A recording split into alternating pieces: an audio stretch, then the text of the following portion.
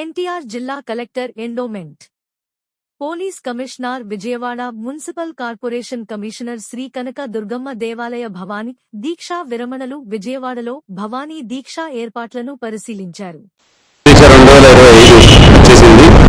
వచ్చే భవానీలకు ఎక్కడ ఇబ్బంది పడకుండా భవానీకి పెద్దపీట వేస్తూ అన్ని రకాలుగా వసతులు అలాగే వాళ్ళకి సౌకర్యాలు అలాగే వాళ్ళకి సలహాలు అలాగే ఇన్ఫర్మేషన్ అన్ని కూడా ఇవ్వడానికి నేను సిపి గారు అలాగే ఈఓ గారు కమిషనరు మొత్తం నేను జిల్లా యంత్రాంగం ఇప్పుడు ఇన్స్పెక్షన్ చేయడం జరిగింది.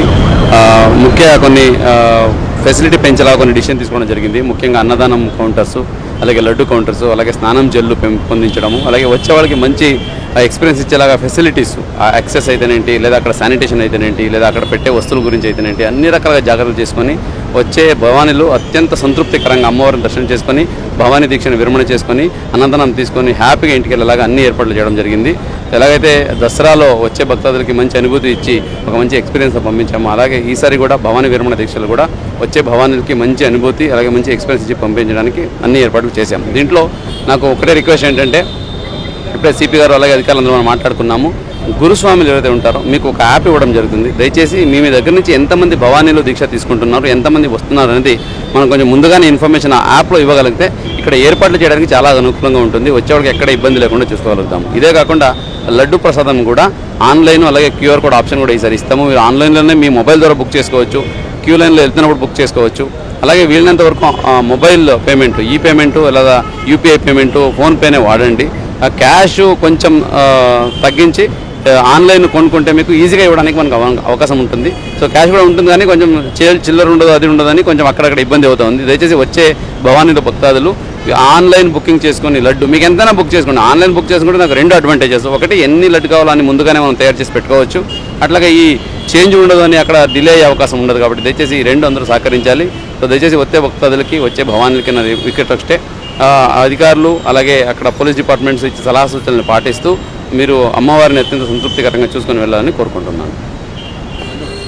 ఈసారి జిల్లా కలెక్టర్ గారు చెప్పినట్టు గురుస్వాముల రిజిస్ట్రేషన్ ఒకటి, తర్వాత లడ్డూస్ గ్రామ సచివాలయాల ద్వారా కూడా లడ్డులు టికెట్లు కొనే అవకాశం ఈసారి కల్పిస్తున్నారు.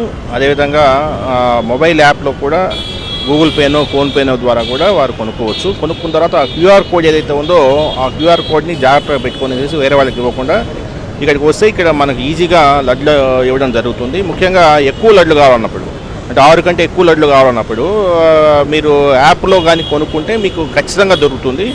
లేదంటే ఇక్కడికి మీరు యాప్లో లేకుండా డైరెక్ట్గా వచ్చారనుకోండి, వస్తే లడ్లు అన్నీ ఎక్కువ దొరకపోవచ్చు, కేవలం 6 దొరికే అవకాశం ఉంటుంది. కాబట్టి దయచేసి భక్తులు దీన్ని గమనించాలి. ఎందుకంటే ఈ మధ్యన మీకు భక్తులు విపరీతంగా వస్తున్నారు. లాస్ట్ టైం మనము 12 లక్షలు 13 లక్షలు అనుకున్న భక్తులు 20 లక్షల దాకా వచ్చారు.